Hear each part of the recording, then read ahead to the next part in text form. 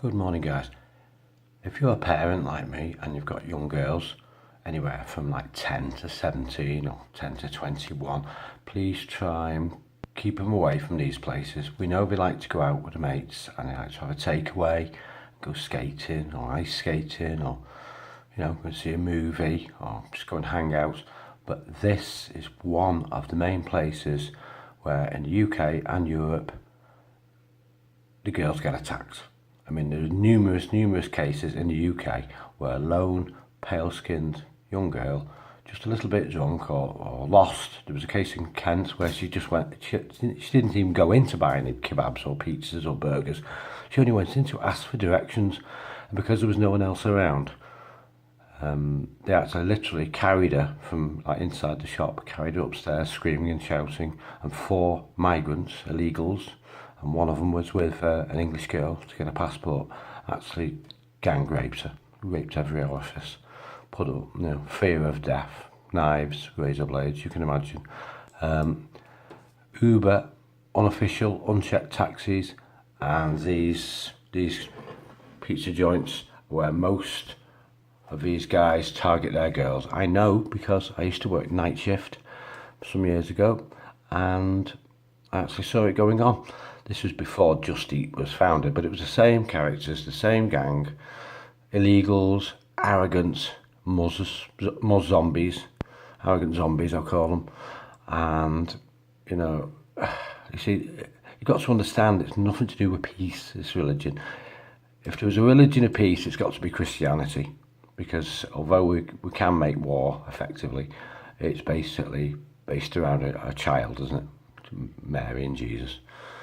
So if there's a religion of peace around, it's our religion, it's not theirs. I mean, there's so many of them. If you you'd have to put in UK for in Canada or America, put in UK grooming, yeah, grooming gang jailed. That's what they call it here. This is so we don't offend them. So we don't offend them, just call it what it is. Violent, vile child rape, where they shove cocaine up the nose and shove, whatever, heroin in their body. I see there's a few white guys included, but 91% of these type of offences, these gang offences where they target hundreds of girls, are these people. I mean, look at them. I mean, you can click on any one of them, and there's been cases. There was a woman involved. There's been cases where it's thousands of girls. I'll click on this one. This is a Newcastle one. Here we are. It's the Newcastle gang. Just before Christmas, this was. But there's been plenty more since. It took, there was about 35, 40 of them. It took 3 different trials. I'll click on the page. You can too. Here we go. Nice, nice big pictures. I'll zoom. Oh yeah, zoom. I'll zoom out. There we go. And that's the Newcastle grooming gang. There we are. And, as you see, they're very racist. We call us racists, but they're very racist and very supremacists. Because it says in their book they're allowed to do this. It really does. I mean, if you look on this page, I'll put a link under to this actually. It's quite hard. They've made it quite a hard page to find. I'll just zoom in a little bit. We can read some of the text. If you want to pause it, you can do. It shows you all about Muhammad's massacres, his raids, how he stole their children from under their noses, chopped the heads off all the men. There's 4 mentioned here. Banu Qurayza, he pulled down the pants. Any boys that had pubic hairs got executed, and the rest got sold to old perverts to be, to treat as they please, to be raped, to be abused, to be killed. They had very little value. Massacre of Khaybr. Muhammad brutally tortured a Jewish chieftain. They tied a pot to his chest full of oil and paper and set fire to it, so it burnt into his belly muscles to get the information on where the gold was. And there's a few more. What's the other one? I've zoomed in now, but there's 4 massacres mentioned here. He goes into great detail. He even tells you the references to the Quran, to the part of the Quran and Hadith. Here we are. Muhammad enriches himself. He was just a gangster. He was just a mass-killing, arrogant, 55-year-old gangster who had a liking for kids, put it that way, and cruelty, and he's very sadistic. He ordered assassinations of women, assassinations of men. He was no perfect individual. So my advice would be, do what I've done in the past.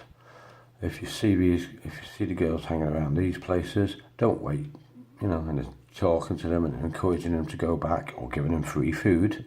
Once they've given them a free burger, the girls think they're just being nice immigrant guys. They're not. Once they've given them a burger or a packet of fries, in their eyes, they become their property, then. So I would advise anyone in the UK anyway, who knows about these guys. We don't always kick them out. Sometimes they've ignored it for years. But there we go. If you know they're up to it, and they will be illegals, fake asylum seekers, mostly. Where I saw it happening, they were all illegals, illegal Kurdish people. And there was another shop down the road, and they were all illegal Iraqis or refugees. Yes, refugees they call them, don't they? Yeah, these Labour Party people. So, I'll put a link underneath to all these. Please keep your girls away from these places. Uber taxis, unchecked private hire taxis, not Hackneys. Hackneys are fine. Keep them all away, because they'll get the number, befriend them, and we know our teachers tell our girls, oh, well, they're lovely people, you can trust them.